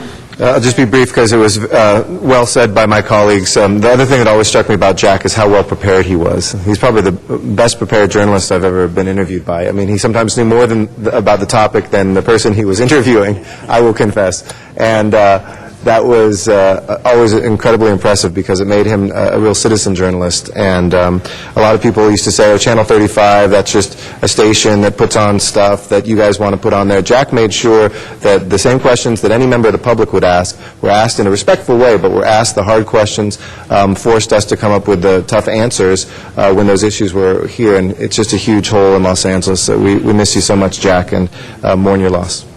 Thank you, Mr. Garcetti. Mr. Zine, and then Ms. Hahn. The memories I have of Jack is going to Channel 35, that warm greeting, that big smile, welcomes you, interviews you in a very professional manner, and always walked you back to the elevator to bid you a farewell, have a good day. And I have a long commute, an hour and a half to drive from my home to City Hall, and every day listen to KNX News Radio 1070, and Jack would anchor the morning news. And I'd be listening to his reports with that strong voice, the traffic reports, and listening to Jack Popejoy daily, Monday through Friday, coming to City Hall. And then I thought he went on vacation because other anchors were anchoring the news. Then he came back and his voice was struggling, and I thought maybe he's got the flu. And then tragically I heard that he passed away. But just a wonderful man. And the Angelinos who didn't meet him in person need to know that he traveled the world, he traveled the globe, he was an adventurer. And anytime there was an earthquake, whether he was in the studio or at home, he'd get on the air and he'd talk about the earthquake and the impact and what fault it was. And Mr. LeBon said he studied astrology. He was well informed about our environment here in Los Angeles, a real legend in L.A., but just a tribute to what he's done for so many people for so many years. Thank you, Astronomer. Jack Popejoy, and may he rest in peace. All right, Janice, Ms. Hahn. Well, thanks. You all have done a really good job of capturing Jack, and really that's what I was going to remember was when you went to Channel 35 for a weekend review, and Jack would meet you at the elevator and greet you, and it just really put you at ease, because no matter how many times you do these interviews, they're always they're tense. And he would at least put you at ease, and as you said, Eric, he had the questions. He had researched the issue before he had you on the show. He knew exactly what to ask you. But I always appreciated that he would let me look at the questions and then would say, is there another one, that you would like me to ask? Is there a question that you would like answering? Oh, he didn't do that for you guys? Okay. Okay. Oh, well, just me. That was Jack. And I said, well, maybe, you could ask me about this. I would like answering this question. But he just did it in a real professional way. And I also remember him. He was the one that started, he worked with my brother when he was mayor on Ask the Mayor. And he facilitated that every Friday morning on the radio, and again was a way to bring the government of the city of Los Angeles closer to the people by having the mayor there and allowing anybody to call in and ask any question. But he was good at fielding the questions. He was good at making sure that they were fair and it didn't put anybody on the spot. So he was just a great journalist and a great interviewer. I was so sad when I heard the news. He was a great man, and we will really miss Jack. Thank you, Ms. Hahn. Any other adjourning motions? And then Mr. Zine, and then I have two, and we'll complete. Go ahead. Thank you. Diana Allen Jacobson, Mort Allen's mom, passed away on February 7th. Diana Allen was born August 2nd, 1914. After 96 years of living a fabulous life, passed away of natural causes at her home in Leisure Village, Camarillo, February 7th. Married to the love of her life in 1934 and 1935, both made the move from New York to Los Angeles with their firstborn, Esther. When son Mort was born in 1939, Diana and Eddie moved south of Ventura in the Valley, were one of the original 6 Jewish families to form the Valley Jewish Community Center. Diana was truly one of the great ladies of our times, always active and always kept busy. Founding member of the Jacobson, Kaufman, Solomon, Milstein Cousins Club. Also enjoyed buying and fixing up rental properties, became the matriarch of the Allen family real estate dynasty. In 1962, bought building at Whitsitt and Ventura, along with her son Mort, opened Allen Realty. Now, 49 years later, it is still operating at the same location, Diana sharing all the decision-making until her last breath. Preceded by her parents, Barney and Esther, husband Eddie Allen, daughter Esther, Rusty, singer, and granddaughter Cindy. Survived by two sons, Mort, 71, of Studio City and Rancho Mirage, Barry, 65, Oak Park, Barry's wife, Sharon, 7 grandchildren, Brad, Eric, Lauren, Lon, Jody, Dr. Darren, and Rad, 14 great-grandchildren, and 1 great-great-grandson. Services will be at 1 p.m. this Wednesday, February 9th, Mount Sinai Memorial Park, 5950 Forest Lawn Drive off Barham in the Hollywood Hills. Mort Allen, a friendly face, a familiar face here at City Hall. His mom passed away, Diana Allen. May she rest in peace. Second by Ms. Hahn, Mr. Koretz, Mr. Krikorian, why don't we do all members? Okay, we'll just do all members. That way it makes it easier. Okay, thank you very much. I'm doing this. Correct. Mr. Koretz, did you want to second that? No. I did want to second it, but I also have an additional adjourn in the memory. I don't have anything prepared, but I wanted to adjourn in memory of Judith Wasserman Shapiro, who probably none of you will have heard of, but she was my junior high school math teacher. And a subject that I was not particularly enamored of, she made it interesting, and she was just one of those great teachers that have a positive impact on your life, and you always remember. She was a math teacher at Palms Junior High. She also went on to do counseling for a number of years, and we stayed in occasional touch. She was one of those great teachers, and she'll certainly be missed by all the students that remember her and were touched by her great work in school. So I wanted to at least mention that. Thank you, Mr. Koretz. I would like to do this adjourning motion on behalf of Mr. Parks in memory of Mrs. A.M.E. Logan of Jackson, Mississippi. She died, originally from Jackson, Mississippi. She died after a fall in her home where she suffered a severe head injury, and she was 96 years old. Long-term resident where she and her late husband, S.L. Logan Sr., raised their 4 children. She was known as a dedicated supporter of and participant in civil rights movements and had received wide recognition for her involvement. At this point, the funeral arrangements have not been finalized, and she is survived by a host of family and friends. I would also like to adjourn on behalf of Council District 9 in memory of Florence Agnes Palmer, born July 26, 1916, and she was 94 years old. After graduating from high school in 1935, she came to Pennsylvania, found work with the Philadelphia Inquirer. She also attended business school and obtained a practical nursing license. During World War II, she served as a Red Cross nurse and was employed by the United States Air Force Academy for 20 years until she retired in 1983. She had the opportunity to live outside North America in places such as Japan and Germany and traveled the world with her husband of 70 years, Hilton Boston Keith. After her husband retired, they moved to Colorado Springs and owned and operated an art gallery. And then after 40 years in Colorado, she came to Los Angeles to be closer to her children.